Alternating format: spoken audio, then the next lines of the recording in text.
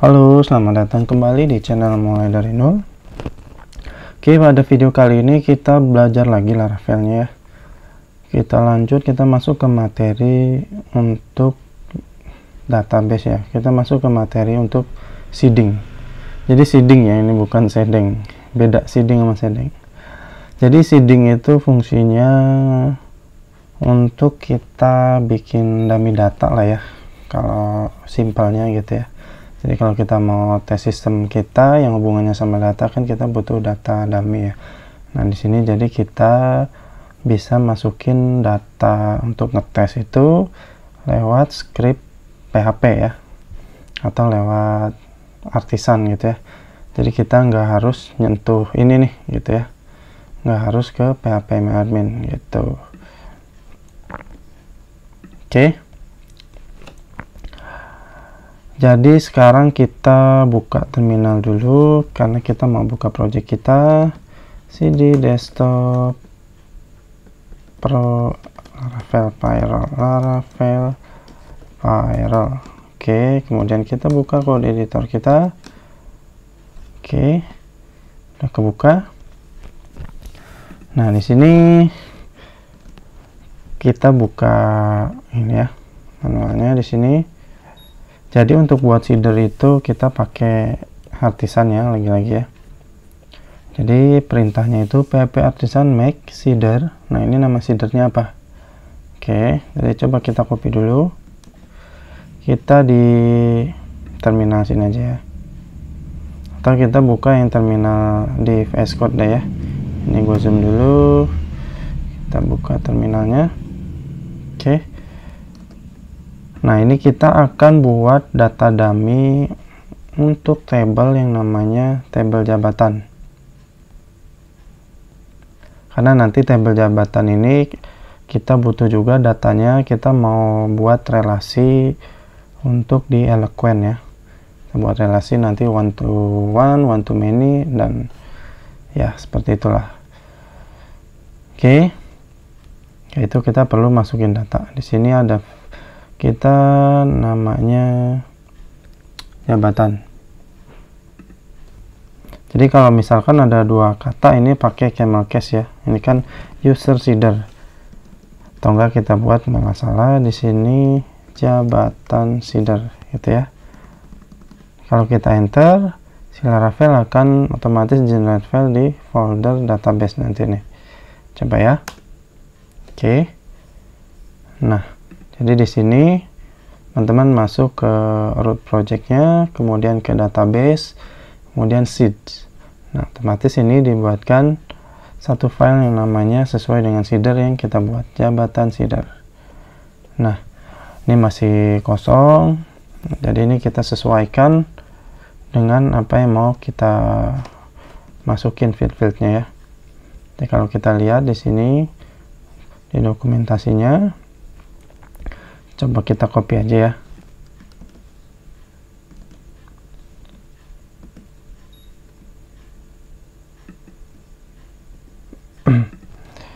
DB kita perlu import di sini. String random kita kayak nggak perlu ya. Nama jabatan kita tulis aja langsung nih. Nama jabatan.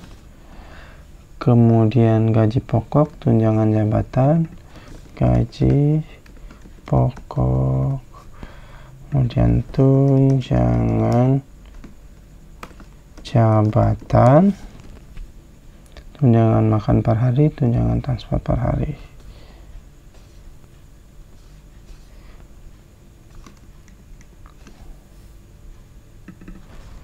Tunjangan makan per hari, kemudian tunjangan transport per hari. Kita perhatiin fieldnya udah benar atau belum. Tunjangan transport per hari. Oke, ini nama jabatannya misalkan IT ya. Gaji pokoknya mau berapa nih teman-teman nih? Taruhlah 5 juta gitu ya. 5 juta. Oke. Tunjangan jabatannya nama jabatan sih nggak IT ya, ini divisi ya, berarti misalkan ini staff lah ya, staff gitu ya, staff IT. Kita langsung bikin aja staff. Kalau misalkan antara staff IT dengan staff divisi lain nilainya beda, jadi kita bisa bikin kita bedain gitu ya, misalnya tunjangan jabatannya misalkan 300.000,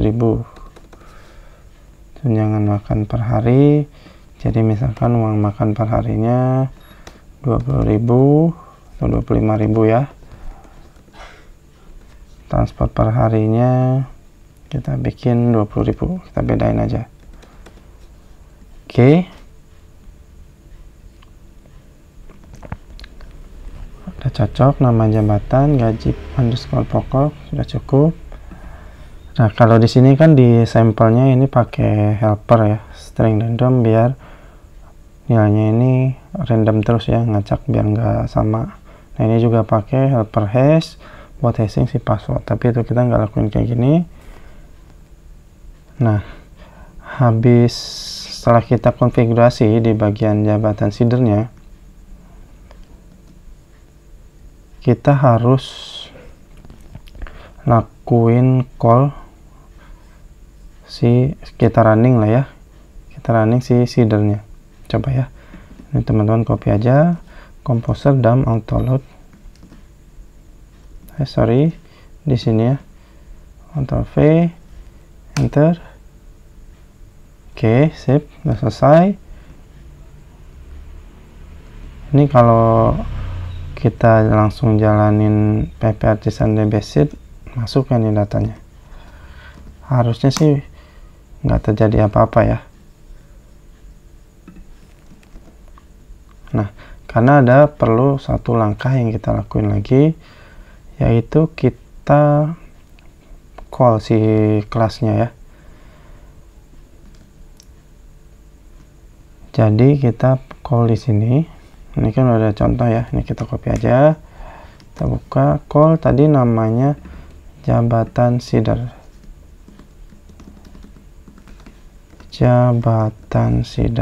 oke, kita simpen. Jadi ini bisa beberapa ya kita call ya, kalau misalkan kita punya seedernya lebih dari satu, kita pakainya array. Nah, kalau kita cuma satu, ini kita cukup kayak gini bisa. Coba kita php artisan dbseed. Jadi ini perintah untuk jalanin seeder kita ya, php artisan dbseed, execute. Oh, ada error, column not found.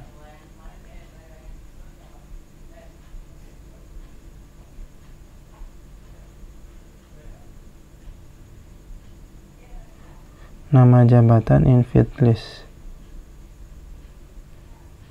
Oke, jadi ini kejadian karena kita waktu bikin database-nya kita nggak pakai yang namanya migration ya. Nah, ini kan kita migrationnya waktu bikin table ini nih. Oh, ini salah ya, salah, kita bukan table user ya ini ya. Coba kalau kita ganti jadi jabatan, apakah masih error? Kita eksekusi lagi. Oh, berhasil ya. Jadi ini nggak ada kaitannya sama migration ya teman-teman ya. Coba kita refresh. Nah, berhasil masuk ya teman-teman ya. Jadi gaji pokok tadi 5 juta sesuai ya dengan yang udah kita setup di sini. Nah, kemudian kita sembunyiin. Gimana kalau misalkan kita mau insertnya lebih dari satu gitu ya. Jadi kan kita nggak enak juga kalau kita jalanin lagi misalkan staff finance gitu ya. Kan staff finance itu gaji pokoknya 4 juta gitu ya. Ini contoh ya. Ini kan bisa aja kita jalanin langsung dbseed deh. Nah, kalau kita refresh langsung masuk nih. Oh, ini belum kita simpan ya, jadi kesimpannya 5 juta. Ini juga masih staff IT. Tapi ini kita truncat dulu deh ya. Kita ulang. Oke, konfirmasi. Oke. Oh, ini karena kita relasiin jadi nggak bisa di truncat. Oke, nggak apa-apa lah, ini kita edit manual dulu aja deh. Staff finance,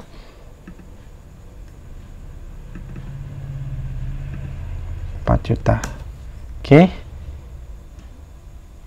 Nah, misalkan kalau kita mau masukin lagi staff accounting gitu ya, nanti kan kita harus jalanin deposit lagi gitu ya. Ini kita bisa lakuin lebih dari satu record ya sekali eksekusi. Jadi kita tampung lagi di dalam array. Jadi array asosiatif ini kita kombinasiin lagi format dokumen. Oke. Jadi tinggal gini aja teman-teman. Kita copy, kita pakai koma.